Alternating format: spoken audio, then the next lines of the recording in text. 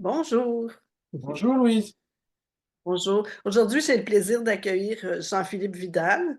Jean-Philippe est le fondateur de l'Énéagramme Involutif. Il est aussi auteur de 5 livres sur l'Énéagramme. Puis aujourd'hui, ben, je veux vous faire découvrir Jean-Philippe Vidal à travers l'Énéagramme, son cheminement à travers l'Énéagramme, à travers toutes ces années. Une première question, Jean-Philippe, ça fait combien d'années que tu enseignes l'Énéagramme? Oh, ça va faire bientôt 20 ans maintenant. Le temps passe. Oui, fait que il y a un beau cheminement de fait depuis le Mm. début de ton enseignement. Quand tu as commencé l'énéagramme, tu avais une carrière de dirigeant. Puis tu as dit quelque part que l'énéagramme avait été un choc pour toi. Puis je me demandais, qu'est-ce que tu vivais à ce moment-là que tu t'es dit, je dois apprendre ça, j'ai le désir d'apprendre ça. Bah, disons que moi, au départ, je suis ingénieur en télécom et donc moi, j'ai fait toute une carrière, hein, une bonne vingtaine d'années, dans ce qu'on appelle le système d'information et puis de proche en proche jusqu'à être directeur de projet sur des gros projets internationaux. Et je dirais la technique, c'est quelque chose d'intéressant, mais la technique, c'est quelque chose dont j'avais fait un petit peu le tour, hein. Finalement, c'est toujours un petit peu la même chose. La seule chose dont on ne fait pas le tour, c'est l'être humain, finalement. Et donc, dans mon job, ce qui était le plus prenant pour moi, c'était cette dimension de management, finalement, d'interaction humaine, toutes ces choses-là. Et j'étais en permanence en recherche d'outils ou de solutions pour mieux appréhender cette chose très complexe. D'autant plus que bon, je bossais dans une multinationale et que déjà à l'époque, on faisait beaucoup de visioconférences avec tout un tas de gens, que ce soit en Inde, au Brésil, en Russie. Donc énormément de temps à interagir avec des gens qui étaient pas avec moi. Donc on avait énormément de pertes d'informations. Et donc j'étais en recherche d'outils. Et puis, je ne sais pas si je suis tombé sur l'énagramme ou si l'énagramme m'est tombé dessus, un petit peu les deux peut-être. Et là, effectivement, ça a été un petit peu un choc, une révélation, parce que je dirais euh, ça a été un livre, hein, au départ, c'était un livre. Comment un livre qui n'avait pas été à l'école avec moi, un livre avec qui, finalement, je ne connaissais pas ce livre, hein, comment il pouvait raconter des choses comme ça sur moi aussi précises, aussi OK. pointues, et ça n'était presque dérangeant. Et donc, ça m'a vraiment piqué et j'ai mis le doigt dedans, et puis le reste du corps a été emporté, je dirais, un petit peu. Et là, c'est là que vraiment j'ai découvert, je suis passionné pour cet outil fabuleux, jusqu'à finalement aller au plus profond de ce qui m'intéressait, ce qui me motivait dans ce que je faisais. Alors, la technique, ça me plaisait beaucoup, et puis aujourd'hui, dans mes activités, je continue à en faire d'ailleurs, puisque bon, on a un test que j'ai développé pour mesurer un énéagramme, etc. C'est moi qui continue à faire ça parce que j'aime bien. Mais c'est là que j'ai découvert que ce qui donnait du sens, ce qui m'intéressait, c'était l'humain et l'accompagnement de l'humain. Alors, le management est un premier niveau, mais je veux dire, là, la voie s'est éclairée. Je veux dire, c'est devenu comme une évidence. Et finalement, assez rapidement, donc là, j'ai repris, donc ça faisait longtemps que j'avais quitté les bancs de l'université, mais j'ai repris des études de psychologie pour avoir voilà, un diplôme en psychologie. Je trouvais que c'était important aussi. J'ai fait une formation de coach, du maître praticien en PNL, en hypnose, tout un tas de trucs. Donc, il y a eu toute cette période un petit peu de transition jusqu'à ce que je me lance. Et donc là, c'est bientôt une vingtaine d'années aussi dans ce que je fais maintenant. Je t'arrête un peu. Je voudrais savoir, l'énéagramme, j'imagine que ça t'a amené à mieux te connaître puis à te transformer. Qu'est-ce que tu as découvert à travers l'énéagramme que tu as eu le goût de travailler pour améliorer ta personnalité? Mm.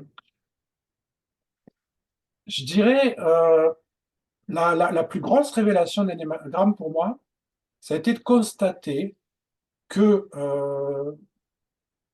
on- enfin, quand on ne sait pas, on a l'impression de diriger sa vie. On a l'impression de faire des choix. On a l'impression de choisir, d'avoir du libre arbitre. Et en fait, quand on découvre l'énéagramme, on se rend compte qu'on dort debout, qu'on est complètement dans une espèce de transe. Alors, je fais de l'hypnose aussi, et c'est vrai que l'énéagramme, on peut le voir comme une transe, où finalement, c'est un peu comme si on était en pilote automatique. À l'intérieur, ça dort.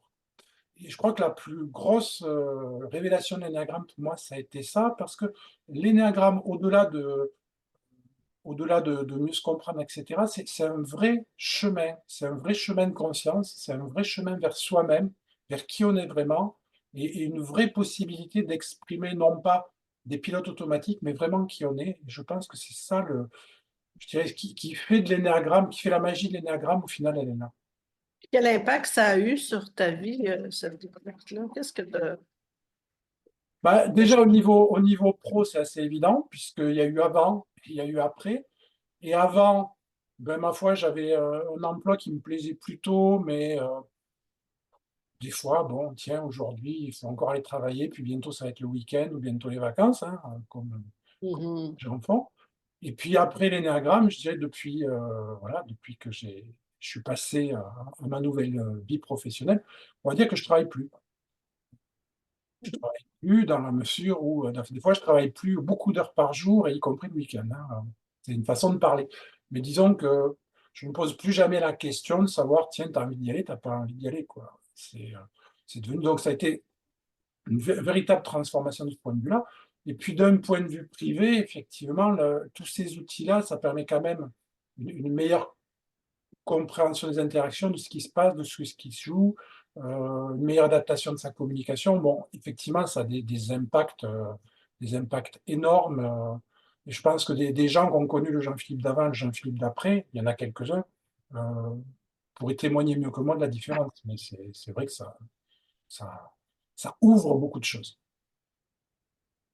En plus d'enseigner l'énéagramme, tu fais du coaching puis de la supervision. Puis comment cet outil-là est utile pour tes coachings?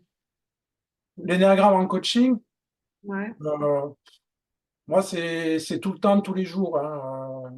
Pas, ça fait partie, hein, c'est un petit peu. À un moment donné, quand on s'imprègne de quelque chose profondément, euh, c'est un peu comme, tu vois, tu prends une feuille où je vais écrire des mots, tu vas pas te dire, tiens, je vais lire les mots qu'il y a sur la feuille. D'un coup, Mhm. les mots, tu les vois. Je me rappelle de cette anecdote une fois d'une cliente qui me racontait une jolie petite histoire qui avait, euh, qui avait un petit garçon qui rentrait au cours préparatoire, là où on apprend à lire.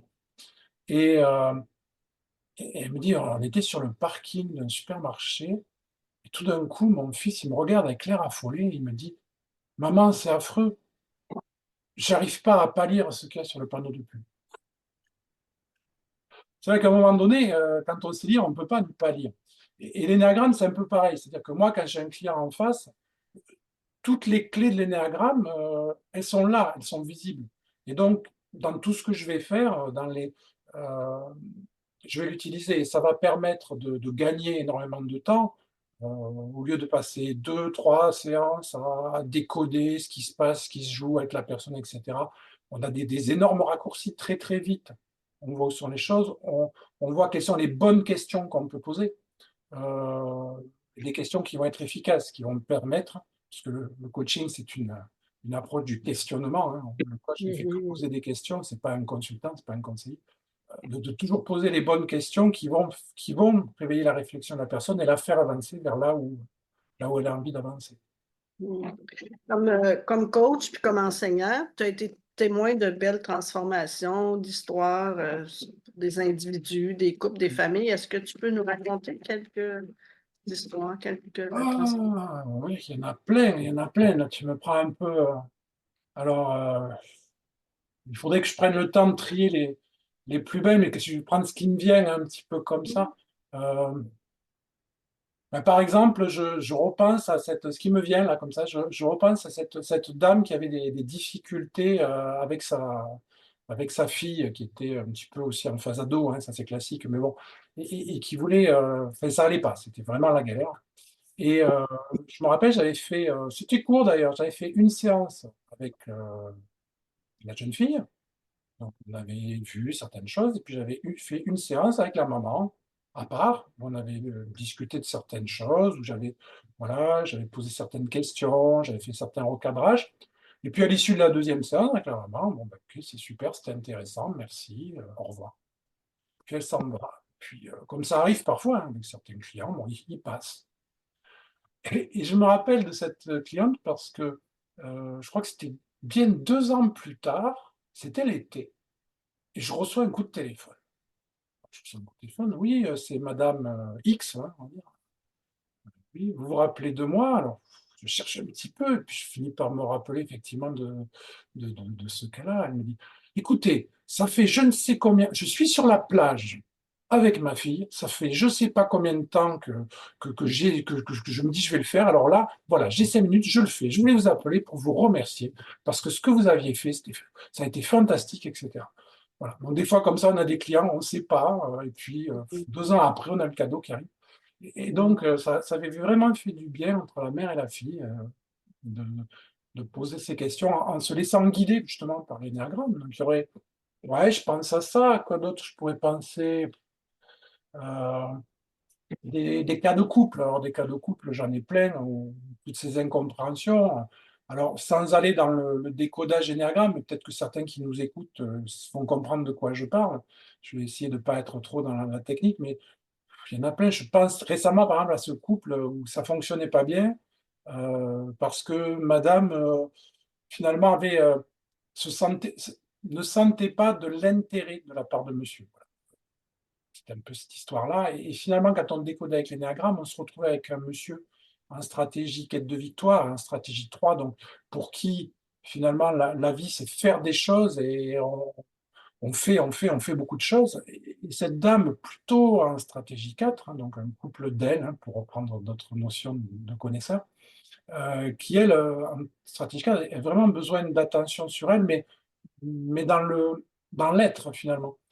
Et qui n'avait pas compris que monsieur faisait énormément de choses et lui envoyait énormément de signaux d'intérêt à travers le faire.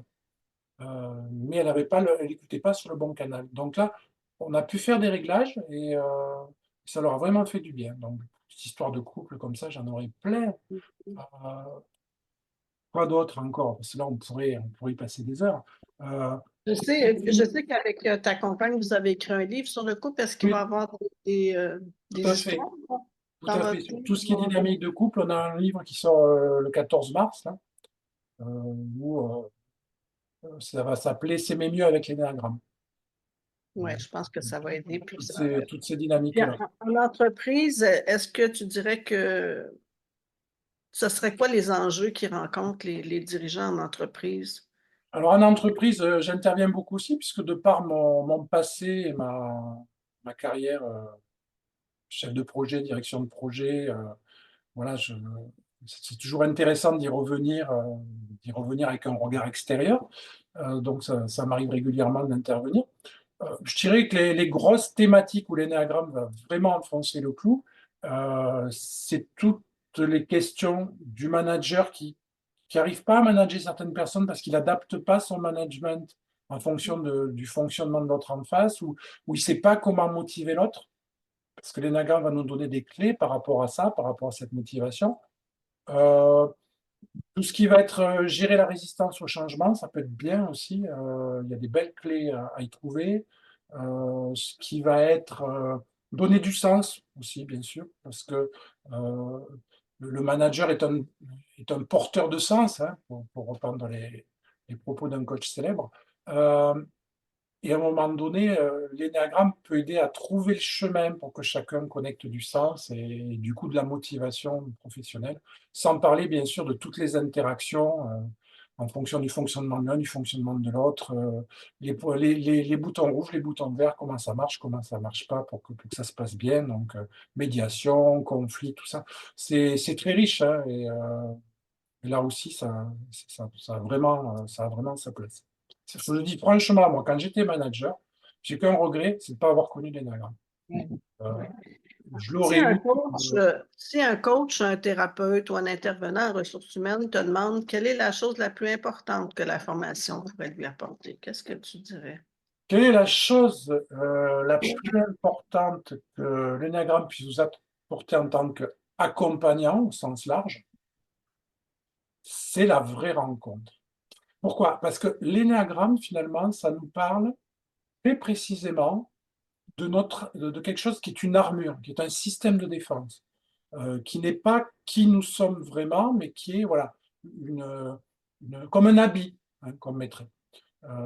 Donc une armure, un habit. Et à un moment donné, c'est un habit qui est vachement sophistiqué parce que si je m'endors à l'intérieur de l'habit il fonctionne tout seul. C'est ce que je disais tout à l'heure avec cette histoire de travail de conscience. Et donc à un moment donné, moi, je vais être accompagnant, je vais avoir mes habits. En face, ou mon armure. En face, je vais avoir quelqu'un qui va avoir son armure aussi. Et à un moment donné, l'enjeu un accompagnement, quel que soit, j'en ai étudié plein et j'en utilise plein, l'outil que j'utilise, que ce soit la PNL, de l'analyse transactionnelle, des techniques autres, qu'importe. Euh, Qu'est-ce qui est opérant, thérapeutique dans un travail? C'est la rencontre. Mhm. C'est au moment où d'être à être, la rencontre se fait qu'il se passe quelque chose. Sinon, c'est tartare, il se passe rien. Ça tient pas, c'est de l'illusion, on se dit dans la tête 3 jours après, on est revenu à ses vieilles habitudes. Donc, à un moment donné, c'est la rencontre d'être à être. Mais cette rencontre d'être à être, l'énéagramme va nous aider là-dedans parce que je distingue ce qui est être de l'autre et ce qui est armure de l'autre. Et je suis conscient de ce qui, parce que quelque part, en tant qu'accompagnant, on a fait le travail à fond, même si c'est un travail qui n'est jamais fini. Donc, je suis un petit peu plus en contact avec mon être et en conscience de où est mon armure. Donc, derrière ces deux couches entre nous deux, je peux discerner un petit peu plus l'autre, créer des tuyaux avec l'autre. Et finalement, c'est ça. C'est ça qui fait le travail. Mhm. Ouais, c'est aller dans la carte du monde de l'autre, en fait. Oui, et même au-delà de la carte du monde de l'autre. Parce que la carte du monde de l'autre, elle est très conditionnée par justement cette armure. OK, OK. On va vraiment Fait dans l'être. Donc, au départ, l'énagramme, c'est quand même, historiquement, on va peut-être pas parler d'historique ici, mais c'est quand même une démarche d'éveil, mhm. donc de contact du vrai je suis, au-delà de ce que je fais. Et donc, quelque part, c'est vraiment cette rencontre-là qui favorise. Super, merci. Qu'est-ce qui distingue l'énéagramme involutif des autres types d'énéagrammes? Ah, qu'est-ce qui distingue l'énagramme involutif? Ben, l'énagramme, bon voilà, je disais, c'est une codification, c'est un modèle de compréhension de l'humain qui est largement partagé à travers le monde. L'énéagramme involutif, il va avoir quoi de particulier? D'abord, ben, je ne vais pas dire mon grand combat parce qu'on n'est pas en guerre non plus, mais voilà, ce que je pose très fort, c'est qu'il y a des approches de l'énéagramme qui sont malheureusement enfermantes. Euh, qui vont, et vous allez le trouver, hein, tu vas le trouver sur les sites, sur les livres. Pierre est un 2, Françoise est une 6. C'est de l'étiquetage, c'est la psychologie du terme, c'est-à-dire on va coller une étiquette sur le front de la personne et puis après on va plus voir la personne, on va voir l'étiquette. Euh, et c'est une catastrophe, puisque comme je le disais, l'énéagramme, l'enjeu c'est de contacter l'être qui est derrière cette armure. À un moment donné, l'énéagramme est une carte très précise de ce que nous ne sommes pas, pour que par contraste, on puisse contacter l'être de l'autre. Donc à un moment donné, enfermer la personne dans une boîte, pour moi, c'est catastrophique. Dans le modèle énéagramme involutif, on dénonce ça dès la première heure. Le premier, moi j'ai, alors c'est de l'humour que je vais faire, c'est pas vrai, mais on va dire j'ai un taser, hein, et le premier que j'entends en cours dire je suis un ou c'est un 2, il prend un coup de taser, hein, ça va pas du tout. C'est du figuré, bien entendu. Euh, Parce que à un moment donné, moi ce que j'aime entendre, c'est euh, je fais du 3, tu fais du 6, elle fait du 8. Parce que sinon, on a ce qu'on appelle en PNL une confusion de niveau logique entre l'être et le comportement.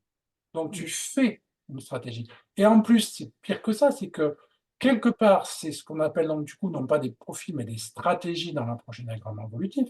Ce sont des stratégies, et on les a toutes. Elles ont toutes leur raison d'être, il y a toutes des moments où elles sont judicieuses. Et c'est un peu comme si les individus, toi, moi, les gens, se promenaient avec un jeu de cartes à 9 cartes entre les mains, et que selon les moments, ils jouent parce que c'est adéquat la carte 1, la carte 2, la carte 3, parce qu'elles ont chacun leur zone d'intérêt. Et on est tous avec les 9 cartes. Il n'y a personne qui a un jeu où il a perdu des cartes. Sauf que d'une personne à l'autre, on a des préférences. Il y a des cartes qu'on aime bien, il y a des cartes qu'on a mis au fin fond de notre poche et qu'on a oubliées. Et quelque part, voir l'énagramme involutif, c'est voir ça. C'est-à-dire, d'abord, d'une part, on n'est pas dans une case, puisqu'on joue dans la journée toutes les stratégies, et il se peut effectivement, sur une proportion non négligeable de la population, que la personne se soit tellement accrochée à sa carte joker qu'elle ne joue plus que ça. Et quand elle ne joue plus que ça, dans le vocabulaire de l'énagramme, on va dire qu'elle est désintégrée. L'enjeu, c'est d'élargir son jeu, c'est de se réapproprier. Parce qu'à un moment donné, nous ne sommes pas les cartes, nous sommes le joueur qui est derrière. Et l'enjeu, c'est de réveiller ce joueur-là pour réintroduire du choix. Un travail sur l'énagramme va vous permettre de réintroduire du choix, de dire, ah non, à ce moment-là, ça j'ai l'habitude de le faire, mais là, c'est pas très intéressant de faire ça. Et en conscience, je choisis de faire autre chose. Donc déjà, le premier point important de l'énagramme évolutif, c'est ce non-enfermement, et ça, c'est le point. Après, le deuxième point particulier par rapport à d'autres approches d'énagramme, c'est que l'énagramme n'explique pas tout. L'énagramme explique certaines choses du comportement humain.